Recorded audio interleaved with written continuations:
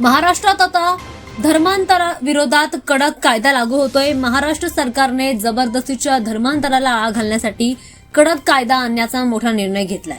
राज्य मंत्रिमंडळाने या संदर्भातील विधेयकाला मंजुरी दिली आहे आणि लवकरच ते विधानसभेत देखील मांडलं जाणार आहे। या प्रस्तावित कायद्याचा उद्देश महत्त्वाचा म्हणजे फसवणूक, जबरदस्ती, दबाव आणि आमिष दाखवून केले जाणारे धर्मांतर रोखण्यासाठी आहे। सरकारच्या मते अशा प्रकारच्या घटनांवर नियंत्रण ठेवण्यासाठी कठोर कायदेशीर तरतुदी आवश्यक आहेत आणि त्यामुळेच हा कायदा आता लागू केला जातोय। माहितीनुसार या कायद्यानुसार जबरदस्तीने किंवा फसवणूक करून धर्मांतरण केल्यास आरोपींना अटक आणि कठोर शिक्षेची तरतूद असणार आहे।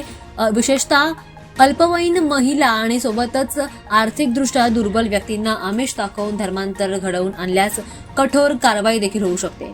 देशातील काही राज्यांमध्ये आधीच अशा प्रकारचे अँटी कन्व्हर्जन कायदे लागू आहेत। त्याच निर्णयावर आता महाराष्ट्रात हा कायदा लागू करण्याची प्रक्रिया सुरू असल्याचं सरकारने स्पष्ट केलंय। दरम्यान या प्रस्तावित कायद्याबद्दल आता राजकीय आणि सामाजिक स्तरावर वेगळी चर्चा सुरू आहे। काही गटांनी या कायद्याचं समर्थन केलंय तर काही संघटनांनी धार्मिक स्वातंत्र्यावर परिणाम होण्याची शक्यता व्यक्त केली आहे। राज्य मंत्रिमंडळाच्या मंजुरीनंतर हे विधेयक आता लवकरच विधानसभेमध्ये सादर होण्याची शक्यता व्यक्त केली जाते। त्यामुळे आता महाराष्ट्रात या जबरदस्तीच्या धर्मांतराविरोधात कडक कायदा लागू होणार असल्याची ही नवीन माहिती समोर आल्यामुळे आता चर्चेला उधाण आलं।